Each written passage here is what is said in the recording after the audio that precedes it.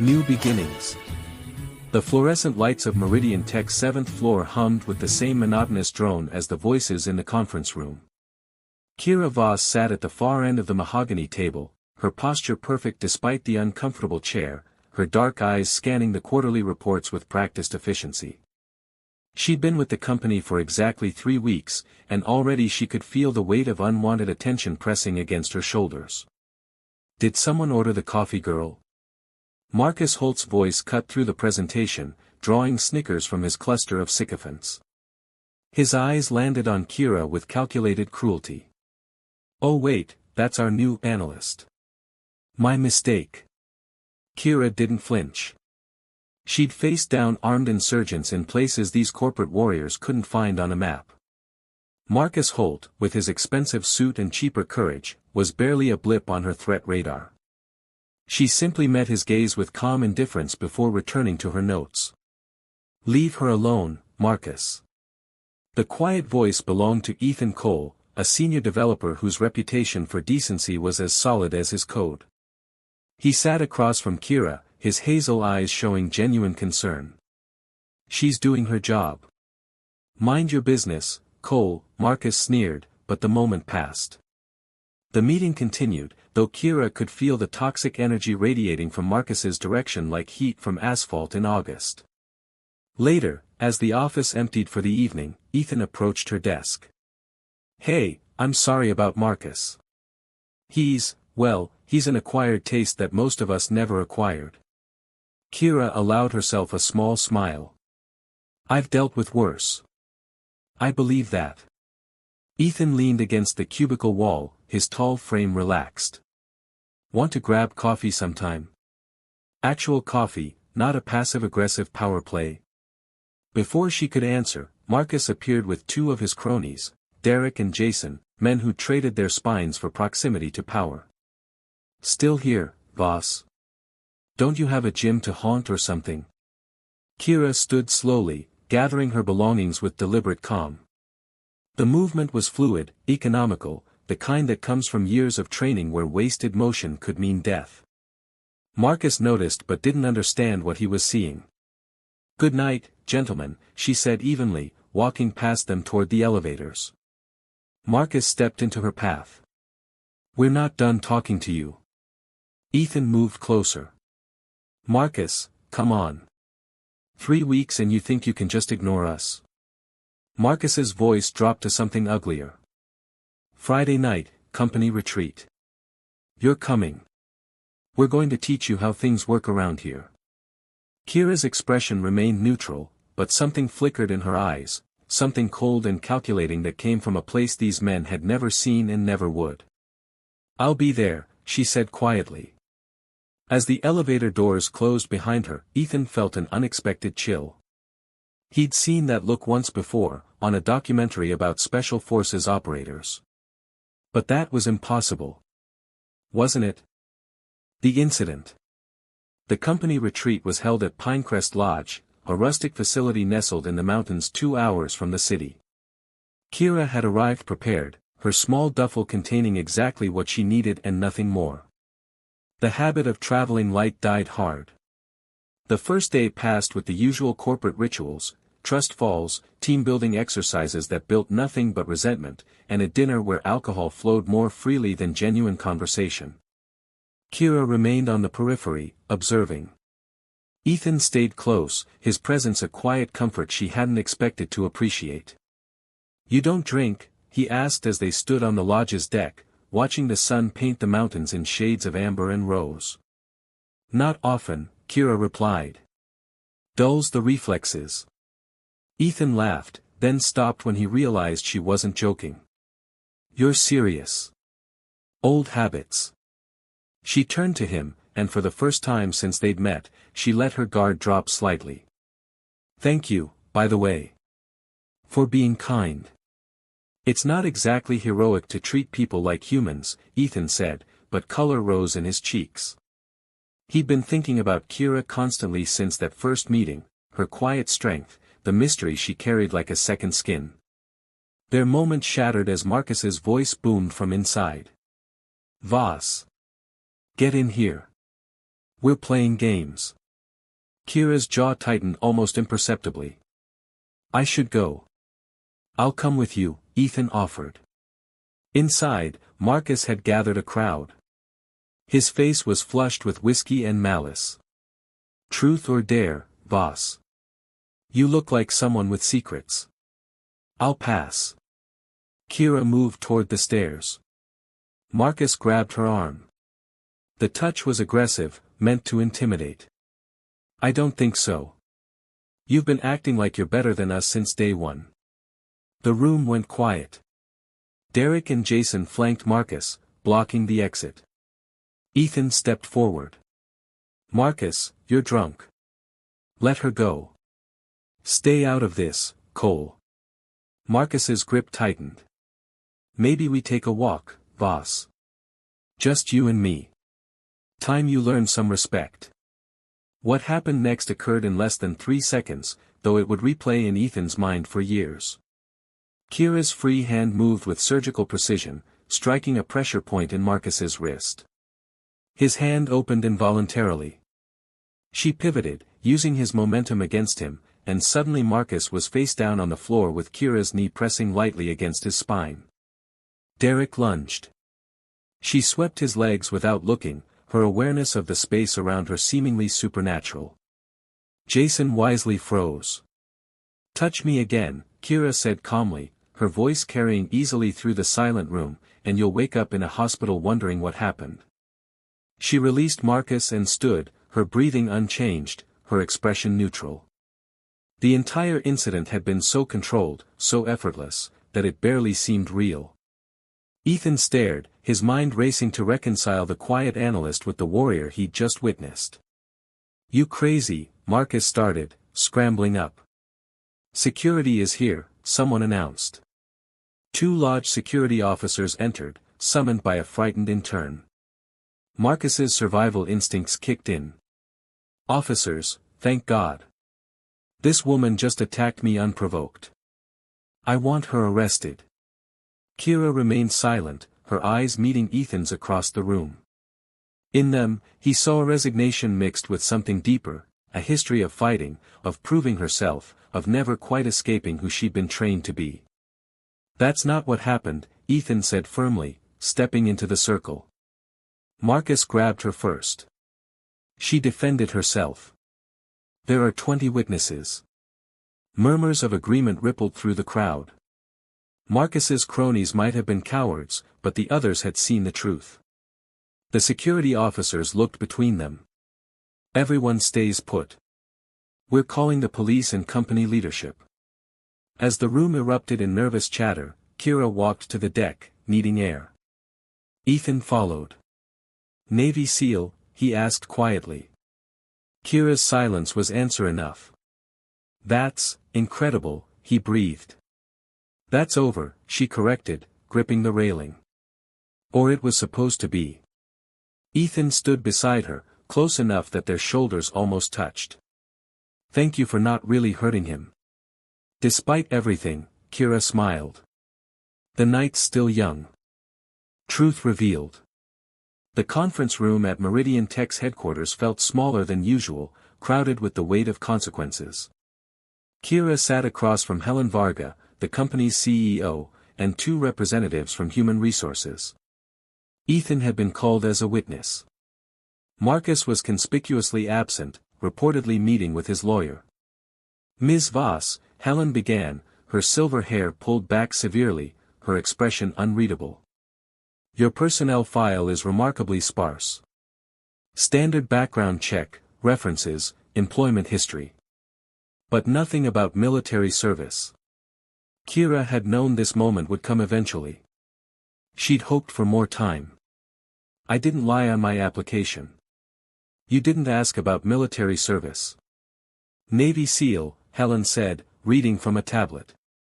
7 years active duty. 3 deployments. Honorable discharge 6 months ago. Multiple commendations. She looked up. Why didn't you mention this? Because I wanted to be Kira Voss the analyst, not Kira Voss the veteran. She kept her voice steady. I wanted normal. Ethan watched her from across the table, seeing the vulnerability beneath the armor for the first time. His chest tightened with an emotion he wasn't quite ready to name. Helen leaned back. Marcus Holt has been with this company for 8 years. He's claiming you used excessive force. With respect, ma'am, if I'd used excessive force, he'd still be in the hospital.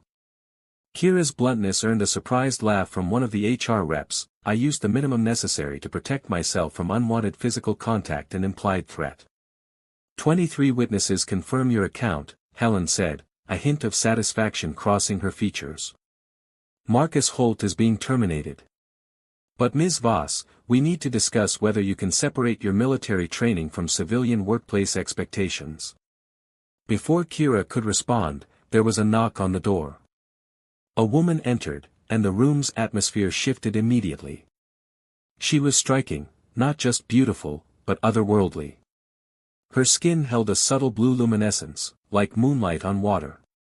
Her hair fell in silver cascades, and her eyes were an impossible violet. She wore a tailored suit that somehow made her seem more alien, not less. My apologies for the interruption, she said, her voice carrying a melodic accent. I am Zara Thinei, consultant with the Interspecies Integration Initiative. I understand there's been an incident involving one of your employees. Helen stood. Ms. Thinei, we weren't expecting. I was already scheduled to meet with Ms. Voss regarding a potential position with our program. Zara's gaze found Kira, and something passed between them, recognition between warriors. I hope I'm not too late. The meeting concluded shortly after, with Helen suggesting a mandatory week off for Kira while they finalized Marcus's termination and reviewed security protocols. As they filed out, Ethan caught Kira's arm gently. Coffee? He asked. Actual coffee this time. You can tell me the story properly. Kira hesitated, then nodded. I'd like that. The cafe was quiet, tucked away from the business district. Ethan listened as Kira spoke, her words measured but honest. She told him about joining the Navy at 20, about proving herself in a world that didn't always want her there. About the missions she couldn't discuss and the ones that still haunted her dreams. I saw things, she said softly, cradling her cup. Did things. All necessary, all justified, but they change you. I wanted to see if I could be someone else.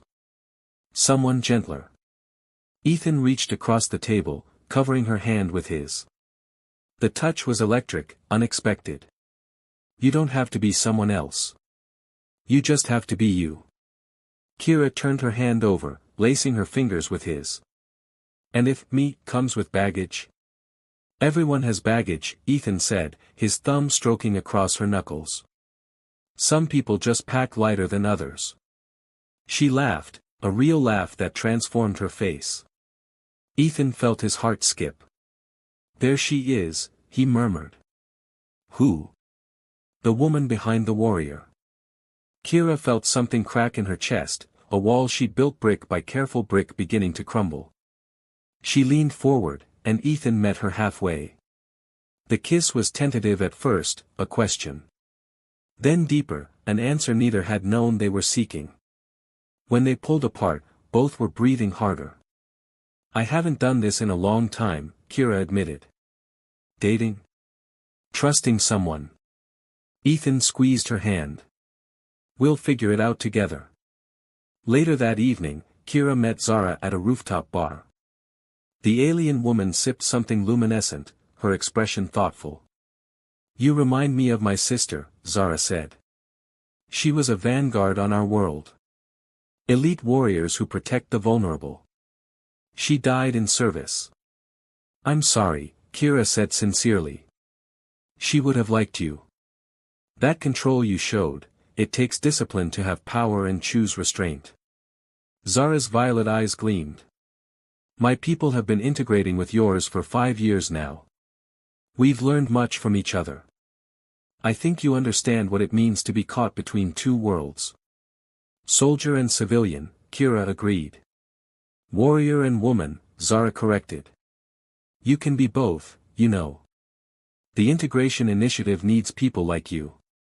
People who understand strength and compassion aren't opposites. Kira considered this as the city light sparkled below them, feeling something shift inside her, the first whisper of a new purpose beginning to take shape. Rising stakes. The week off should have been peaceful. Kira spent the first 2 days hiking mountain trails, letting the solitude work its old magic. Ethan texted her constantly, photos of his coffee, complaints about debugging code, sweet messages that made her smile despite herself. On the third day, he showed up at her apartment with takeout and a determination to spend time with her. You can't just appear at people's homes, Kira said, but she was already stepping aside to let him in. I can when those people gave me their address and mentioned they'd be home all week. Ethan set the bags on her kitchen counter, looking around. Her apartment was sparse, almost military in its efficiency. A few books, minimal furniture, everything in its place. You weren't kidding about traveling light.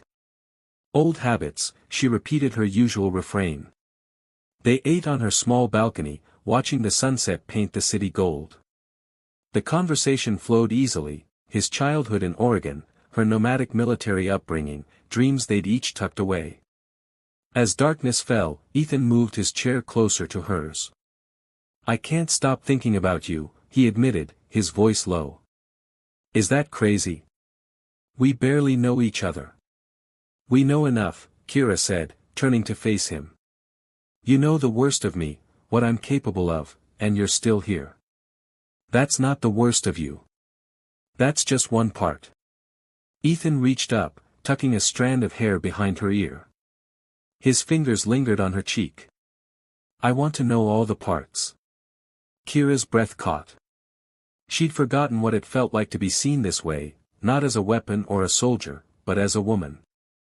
She leaned into his touch, then into him, their lips meeting with an urgency that surprised them both. Ethan pulled her closer, his hands spanning her waist as she shifted onto his lap. The kiss deepened, exploring, discovering. Kira's fingers threaded through his hair, and she felt his heartbeat racing against her chest, matching her own. Stay, she whispered against his mouth. Are you sure? Her answer was another kiss, softer but no less intense. They moved inside, the connection between them growing as the night deepened around them. The attack came 2 days later. Kira was leaving the gym near her apartment, another old habit she couldn't break, when she noticed the black SUV parked across the street. Her instincts screamed warning. She altered her route, taking a longer path through a commercial area. The SUV followed. She ducked into an alley, already calculating exits and defensive positions, when 3 men emerged from the vehicle. They moved like professionals, coordinated, purposeful. One pulled a knife. Marcus Holt sends his regards, the leader said, his voice flat. Says you embarrassed him. We're here to return the favor. Kira assessed the situation in milliseconds. Armed opponents, possible others in the vehicle, civilian area. Her priority was containment and de-escalation, but these men weren't giving her that option. The first one lunged. Kira sidestepped, redirecting his momentum into a wall. The second came from her blind side, good tactics, but she'd been tracking him by sound. She dropped low, sweeping his legs, then delivered a precise strike to his solar plexus that left him gasping. The leader with the knife was more skilled. He feinted, probed her defenses, looking for an opening. Kira gave him one, a calculated risk, then trapped his knife arm and twisted. The weapon clattered to the pavement. That's when she heard the distinctive sound, a gun being cocked. A fourth man had emerged from the SUV, weapon raised. Kira was fast, but not faster than a bullet. Time seemed to slow as her mind raced through impossible options. Then a blur of blue light struck the gunman from the side, and Zara materialized like liquid moonlight. Her movements were different from Kira's, flowing rather than economical, like water finding every gap. The gunman went down hard.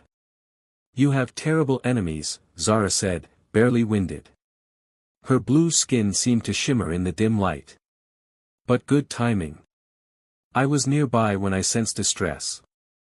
Sensed? Kira asked, keeping her attention on the groaning assailants.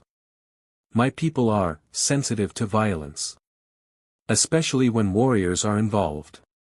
Zara pulled out a device that looked like no phone Kira had ever seen. Security is coming. These men will be arrested. Within minutes, sirens filled the air. As police secured the scene, one of the attackers, desperate to cut a deal, confirmed what Kira already knew: Marcus had hired them through criminal contacts, paying them to teach her a lesson.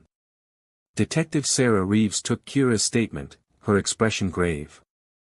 We'll bring Holt in tonight. Conspiracy to commit assault, possibly attempted murder depending on what the DA decides. Ethan arrived as they were finishing, his face pale with worry. He'd received Kira's emergency text, a simple situation, "I'm okay," and driven across the city in record time. When he saw her, he pulled her into his arms, holding tight.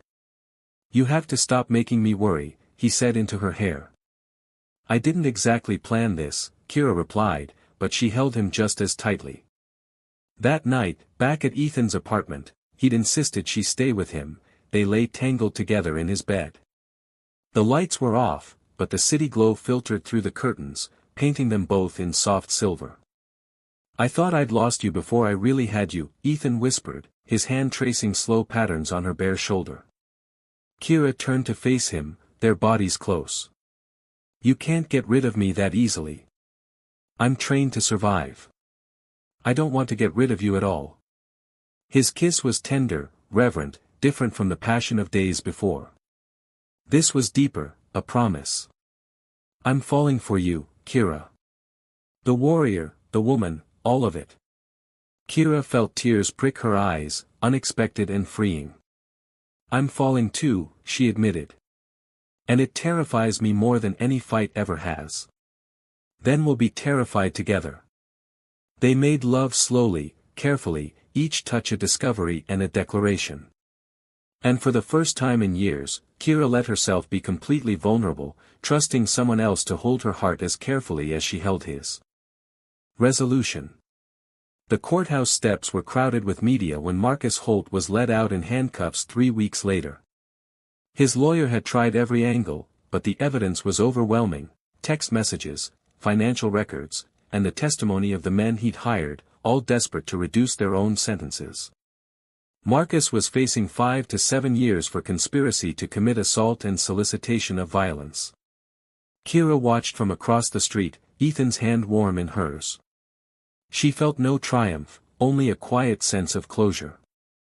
Detective Reeves had told her privately that Marcus had broken down during interrogation, his carefully constructed corporate persona shattering to reveal the insecure bully beneath. How do you feel? Ethan asked. Like I can finally breathe, Kira admitted. Like maybe I can actually start over. Zara appeared beside them, her blue skin catching the autumn sunlight. She'd become a constant presence in Kira's life over the past weeks, part mentor, part friend, part reminder that strength came in many forms. The Integration Initiative has formally offered you a position, Zara said without preamble. Training Coordinator for Human-Alien Joint Security Protocols. It would mean travel, challenges, but also purpose. Kira looked at Ethan, searching his face. They'd talked about this possibility late into the night, weighing futures and fears. Take it, he said firmly. I'm not going anywhere. We'll make it work. The position is based here, Zara added with a knowing smile. We're not trying to separate you two. Your bond is evident. Kira squeezed Ethan's hand, then turned to Zara. I accept. 6 months later, the community center in downtown Seattle hummed with energy. Kira stood before a class of 20 women, ranging from college students to professionals to mothers seeking empowerment. This was her 3rd self-defense course, a program she'd started with Zara's encouragement and Ethan's unwavering support. Remember, Kira called out, demonstrating a defensive stance, strength isn't about size or aggression. It's about confidence, awareness, and knowing you have the right to protect yourself. She moved through the group, correcting postures, offering encouragement. One woman, Maria, a single mother of two, had been especially dedicated. Today, she successfully executed a defensive sequence that would have seemed impossible weeks ago. "I did it!" Maria exclaimed, her face glowing. "You did," Kira agreed, pride warming her chest. This, helping others find their strength, filled something in her that military service never quite had. After class, Zara arrived to observe the Integration Initiative's cross-cultural communication workshop.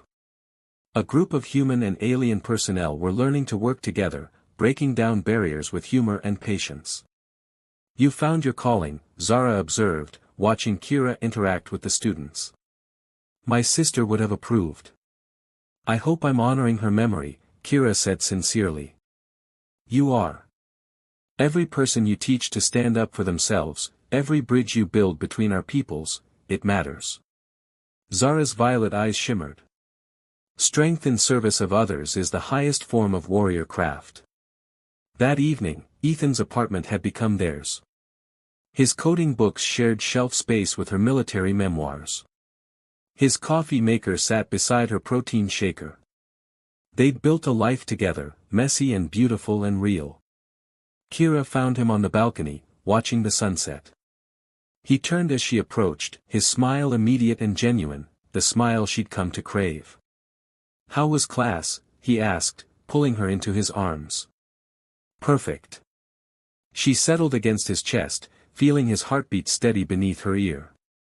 Maria finally nailed the escape sequence. "I think she could take down anyone now. Like teacher, like student." Ethan pressed a kiss to her temple. "I'm proud of you, you know. What you're building." Kira tilted her face up to his. "We're building. I couldn't do this without you." "You could," he corrected gently. "But I'm glad you don't have to." They kissed as the sun painted the sky in impossible colors, amber, rose, violet, like Zara's eyes. When they pulled apart, Ethan's expression turned serious. "Move in with me," he said. "Officially. I know most of your stuff is already here, but I want it to be real. I want you to know this is your home too." Kira felt her throat tighten with emotion. "I've never really had a home. Just bases and deployments." "Then let's build one together." Ethan cupped her face in his hands. "You taught me that strength and softness aren't opposites. Let me teach you that warriors deserve peace too." "Yes," Kira whispered. "Yes to all of it." They made love as the stars emerged, tender and passionate, each touch a reaffirmation of the life they were creating. Later, wrapped in each other and contentment, Kira stared at the ceiling and marveled at the journey. She'd come to Meridian Tech wanting to disappear, to shed her warrior skin and become invisible. Instead, she'd been forced to embrace every part of herself, the soldier and the woman, the fighter and the lover, the loner and the partner. Marcus's bullying had been meant to break her, but it had actually freed her. "What are you thinking?" Ethan murmured sleepily. "That sometimes the worst things lead to the best things," Kira said. "That I'm grateful I fought back. That I found you and Zara and this new purpose." "Poetic for a Navy SEAL," he teased. "Former Navy SEAL," she corrected, but she was smiling. "Now I'm just Kira Voss. Teacher, consultant, woman who's learning it's okay to be happy. And girlfriend," Ethan added. "Don't forget girlfriend." "Never," Kira promised, kissing him softly. "That's my favorite part." Outside, the city lived and breathed, millions of stories unfolding in the darkness. And in one small apartment, a warrior had finally found her peace, not by laying down her strength, but by learning that true courage meant opening her heart. Zara had been right. You could be both warrior and woman, fighter and lover, strong and soft. The secret was accepting that these weren't contradictions, they were completeness. Kira Voss had spent 7 years protecting strangers in foreign lands. Now she would spend her life building bridges, teaching strength, and loving the man who'd seen past her armor to the woman beneath. They had tried to bully her, not knowing she was a trained Navy SEAL. But more than that, they hadn't known she was someone who would transform pain into purpose, violence into teaching, and isolation into love. And that made all the difference. The end.